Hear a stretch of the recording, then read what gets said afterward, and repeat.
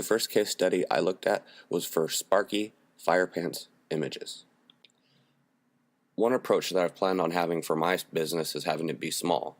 And after reading this first part of the case report, I realized that being small is okay. One mistake I know I don't want to make is to go into a market and not have any idea what I'm doing or what to expect.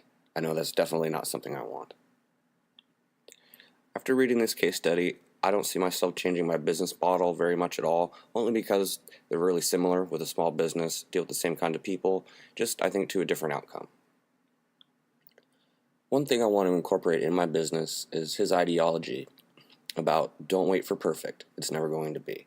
I think that's really good advice, and I think that's something that I'm definitely going to use for advice for myself to help me go forward.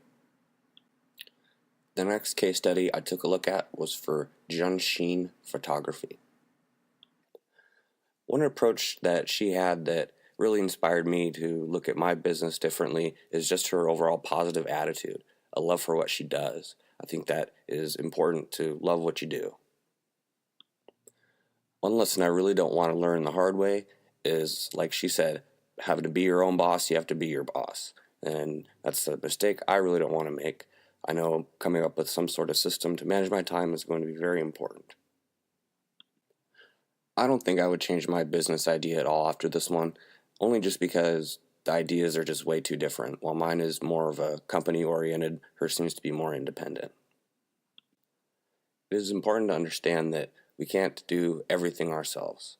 So definitely one thing from this that I'm going to incorporate in my business is building a strong team of people around me who can help me get more stuff done. And my next case study is for Live Adventurously.